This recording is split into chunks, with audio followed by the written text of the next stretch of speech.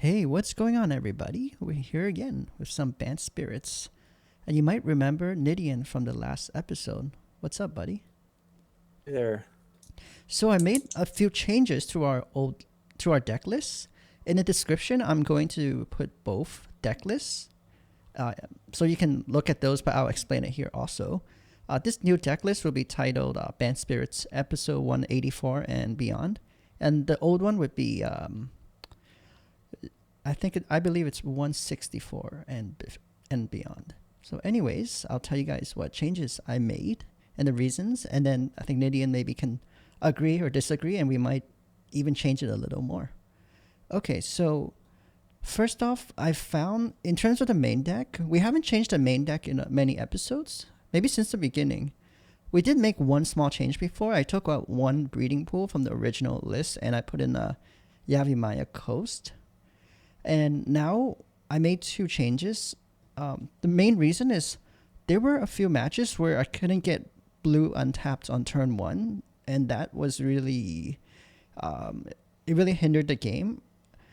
And I also found that saving life matters less than playing our turn one blue spell because of, I think our deck is actually pretty fast and it's pretty important to play something on turn one. Anyway, so what happened was I took out two planes for one more Yavimaya Coast. And the main reason would be it allows us to play a blue spell on turn one.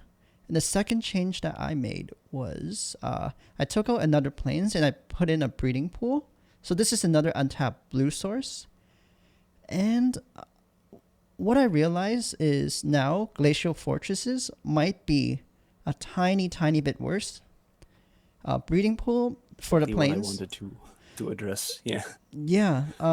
So before we had two planes, now Yavimaya Coast is doesn't help us untap that, but the breeding pool does. So it makes Glacier Fortresses a little bit worse, but I don't want to cut any of those because blue and white are pretty important. And I also counted we do have a very decent amount of compared to everyone else's list, the regular land base, we just have one less. I would say one less source of plains or island. But anyways, regarding that, do you have any agreements or disagreements, Nidian, or concerns? Well, as you said, the Glacier Fortress, it only comes into play untapped when you control an island or a plains. Uh-huh. Well, all those shocklands, you run the full set of 12 shocklands now. Uh-huh. These are all islands or plains or both in case of Hallowed Fountain. Uh-huh. So you have quite a lot of lands that make Glacier Fortress come into play untapped. Uh-huh. But by adding Yavimaya Coasts, you run into hands where your Glacier Fortress is going to be played tapped a bit more often. Yeah. So I'm curious how much of an effect that will have. We should. I'm curious to see. Yeah, me too. If We that should. affects your opening hands at all. Yeah. Actually, one thing you could do on Magic Online is we could actually do properties and then a sample hand. So let's try a few hands here. So let's see if we run into any land problems. So here we have untapped blue turn one. So I guess the take home point is in this new list, we will have more untapped blue source turn one, but Glacier Fortress might be a tap land on turn two as a result of okay, blue. Okay, that's Glacier Fortress is online. Here, Glacier Fortress online. Yeah, this is fine, but yeah, this is fine. That's good land. Glacier Fortress untapped. Glacier Fortress untapped. We have blue turn one. Blue turn one. Counting up the sources for the various colors you have in the deck. Uh-huh. And like for green with the Yavimaya Coasts, you have 14 sources for green. Yeah, we have a little too many sources for green almost. You have 12 sources for white. Yeah. And I would say the deck really needs white mana more than green mana. That's right. Is there another land you recommend for I guess the reason we have so much green is because I guess of Yavimaya Coast because blue,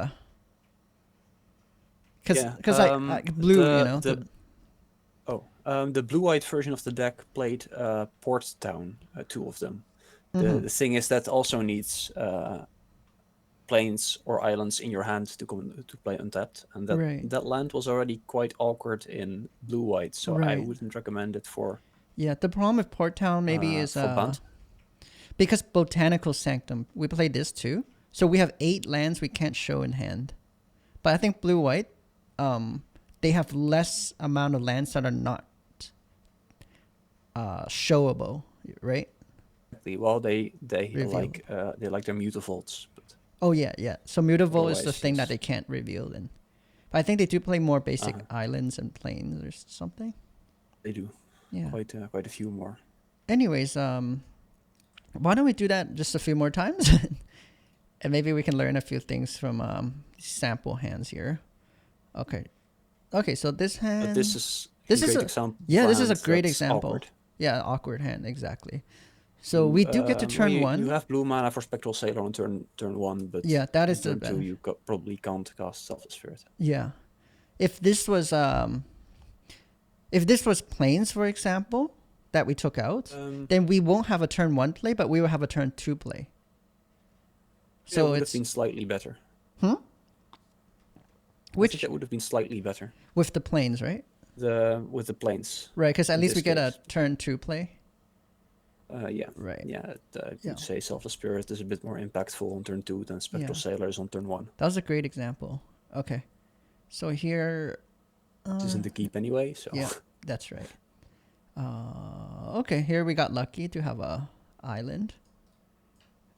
Breeding pool. Ooh. This is probably not a keep, but maybe, because we got 2 turn 1 plays. Let's see if we draw land. Oh, but not a white source. Oh, it's another lesson there, because we're lower on white sources now, right? We're 1 lower.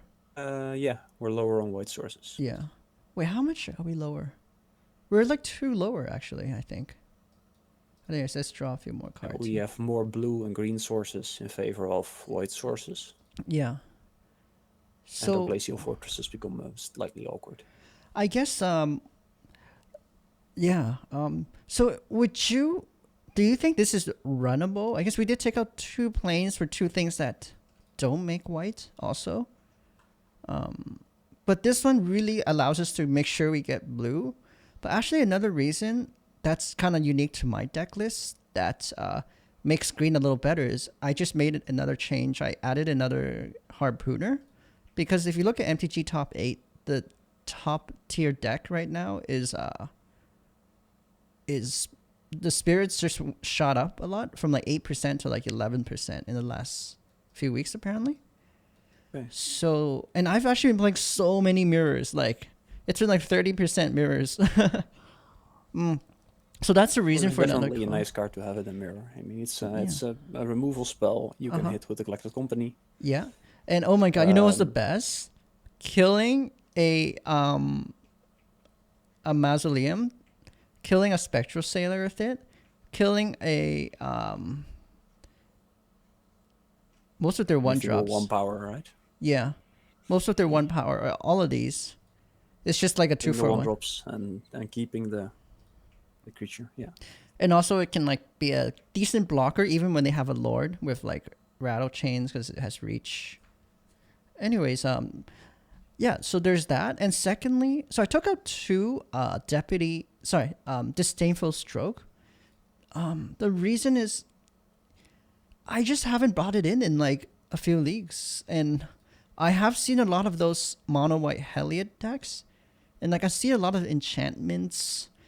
And then that mono white Heliod, the artifact, the Walking Ballista is like their main win con. Being able to counter that is pretty good. Imagine they sink like a whole bunch of mana into it. Oh, that'll feel so good. But that's all the removal spells are enchantments as well. So you always get value out of an annul. Yeah, it's 1 blue, man. But anyways, that's the only changes I made to the sideboard. But so now, do you have any comments with any of anything at all? regarding the land or sideboard changes. So total is 4 card changes. I can just write. I'll just type it out here. So -2 planes, +1 Yavi, and +1 breeding pool. Which I think breeding pool is great for.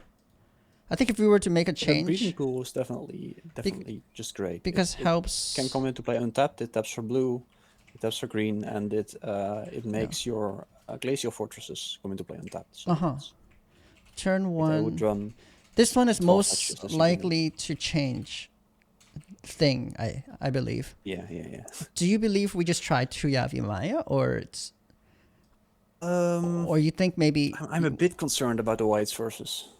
The white? One other option you could consider is Mana Confluence.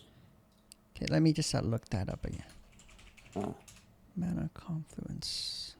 An expensive one currently. So. Pay 1. Oh, right. Yeah, because it makes... This is a land that taps for any color, but whenever you tap it for mana, you take a damage. Right. Oh, it's $9. So it does tap for blue on one, and it does tap for white and green, but it's gonna hurt you a bit on damage. So if there's a lot of mono red in the meta, you probably I do feel actually Pioneer is a little bit less aggressive. They don't have like Boros Burn and like Goblin as much. Even the red deck is more chonky, more mid range. But definitely. Let me take a look at what decks play this, and let's just okay, so these decks play it. Would say Black-White Auras and Gruago typically play Mana Confluence, but this is just one list that chose to play it. Blue-White plays... Okay. I don't know why Blue-White would play it. I would think like a more... I mean like okay, this Bant Spirit list plays it. Well, this is a weird ass... This is a weird list. Holy. On Blue-White list choose to play it because people really don't like Port Town all that much. So they were looking for lands to replace it with. Yeah. This is actually pretty appealing to me because it allows us to get that white source. Okay, so this is a big consideration. That being said, though, it's there's only one Bant Spirits list that's playing this. But, you know, I guess just because it's not on the meta doesn't mean it's bad. Thinking of it critically and thinking for ourselves, I believe it's actually pretty decent because there's many, many games where I feel like our life was not in total pressure. But that's a really good suggestion. I'll totally consider that.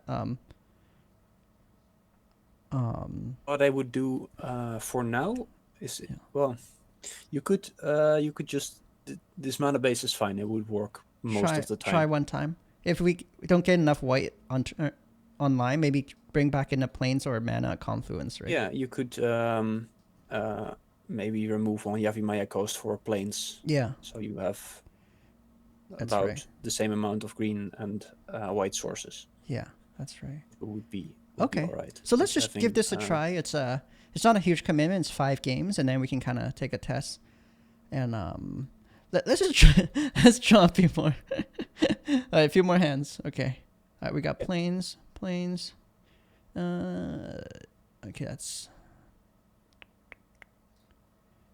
Okay, Yavimaya seems to be okay so far. Ooh. Yavimaya Coast. Okay, this helped it. That would have been a bit of a weird... Oh, no, this hand is fine because you can start off with Yavimaya Coast. And then Temple Garden probably tapped unless you draw something else. And Glacier Fortress comes into play untapped for spell power. Yeah, that's fine. Yeah. Okay, and then... Okay, and what about sideboard? Do you feel the same way about Disdainful not being... Honestly, like, Disdainful, I just haven't played it much. That's pretty much all I'm coming from. Like, I haven't bought it in like 10 games in a row. Yeah. And I did play against so many artifact enchantment recently. I feel the meta is like spirits, and then that's the reason for me. And do you have any comments for that? Makes sense. I think this is Cool. to try out. Yeah. Awesome. Very cool. I do really like Disdainful Stroke in the matchups where I do board it in. Yeah, it could be really good. Seeing as you encounter a lot of mono white and a lot of spirits, I think Crawler, Harpooner, and Unknown are just very good sideboard cards. Yeah. So Awesome. Cool. great. And do you agree with that? I guess the one reason against the one white versus like having more green sources is I think our sideboard is a little bit more green heavy compared to other sideboards. Let's just take a look at a few other sideboards. It is a bit. You play a bit more green sideboard cards. That's true. But that's just 3 cards, and against the mirror you only board in 2 of those. Yeah. Against other matchups you maybe board in 1, sometimes right. none. So in overall it's not too I don't much think overall it doesn't make too big a difference what you run on your sideboard for your mana base. Right. I agree. Cool. Great. So any other comments, buddy, before this our first match? Right? Yeah. Cool. All right, let's get into it.